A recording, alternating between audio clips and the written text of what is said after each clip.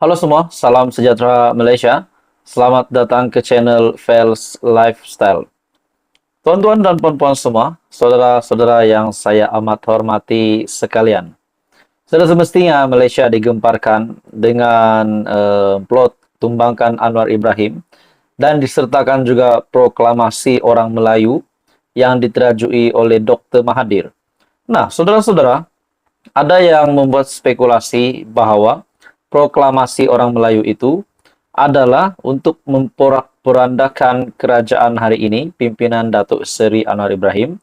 Seperti yang kita tahu, proklamasi tersebut diterajui oleh Dr. Mahathir dan juga telah dipersetujui oleh Presiden PAS sendiri dan beberapa pemimpin politik yang terkenal yang lain. Nah, saudara-saudara, ada yang kata berkaitan dengan proklamasi ini dan juga plot ingin tumbangkan ataupun menggulingkan Anwar Ibrahim hanyalah mimpi di siang hari oleh pemimpin-pemimpin dari pembangkang ataupun pemimpin-pemimpin dari Perikatan Nasional. Ada yang kata gerakan itu tidak mungkin dapat dilaksanakan dengan jayanya pada masa terdekat. Nah, saudara-saudara, tuan-tuan dan bapak semua, satu lagi kejutan besar dari seorang pemimpin yang amat memainkan peranan semasa selepas pilihan raya umum ke-15, semasa ingin mencukupkan membentukkan kerajaan hari ini, yaitu Premier Sarawak Abang Johari, dengan sebuah kenyataan yang pasti memenangkan Perdana Menteri Malaysia Datuk Seri Anwar Ibrahim, mengalahkan Mahathir Mohamad, mengalahkan Muhyiddin Yassin, mengalahkan Hadi Awang.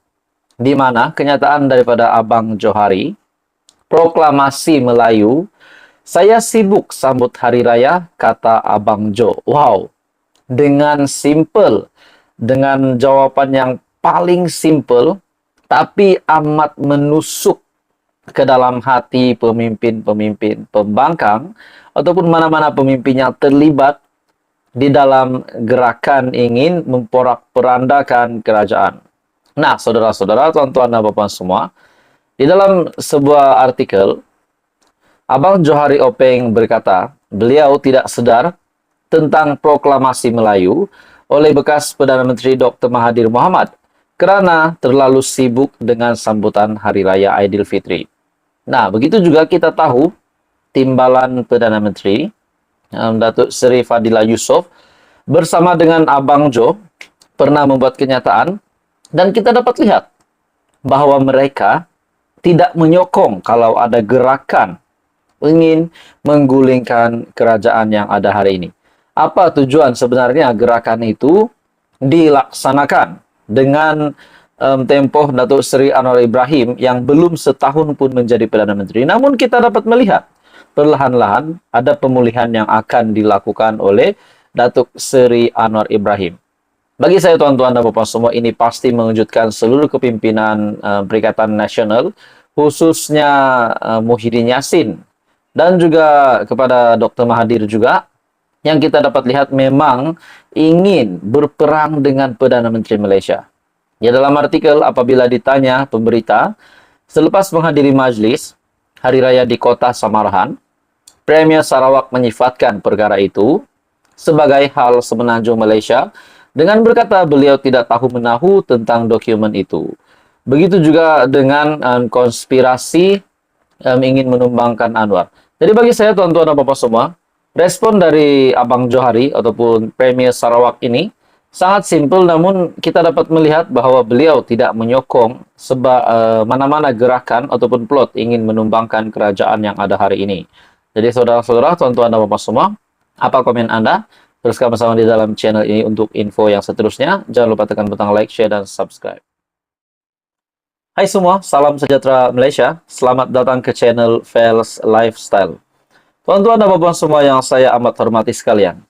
Sudah pasti kita digemparkan, kita dikejutkan, kita digegarkan dengan gerakan ingin menumbangkan Perdana Menteri dengan angka 126 lah, dengan angka 221 ahli parlimen lah, dengan angka 148 ahli parlemen lah. Nah, saudara-saudara, banyak saja spekulasi yang dibuat.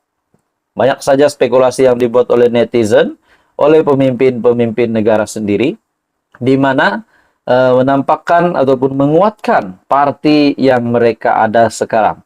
Saudara-saudara, sebelum ini, pemimpin dari Bersatu pernah membuat satu kenyataan mengenai angka 126. Nah, menjadi teka-teki apakah angka 126 itu, adakah angka itu adalah angka ahli parlimen yang sudah mencukupkan sokongan kepada Perikatan Nasional yang kononnya akan menubuhkan kerajaan selepas Perdana Menteri Datuk Seri Anwar Ibrahim, diikuti dengan desas-desus ada plot ataupun konspirasi menjatuhkan Anwar. Hari ini saudara-saudara, kita mendengar satu lagi angka yang pasti mengejutkan ramai, terutamanya kepada pemimpin-pemimpin dari pembangkang dan Perikatan Nasional, khususnya kepada musuh Perdana Menteri Malaysia Datuk Seri Anwar Ibrahim. Nah, saudara-saudara, hari ini ada satu dapatan saya yang amat menarik, di mana sebuah artikel telah mengesahkan tajuk ini, Perdana Menteri masih ada sokongan 148 ahli parlimen.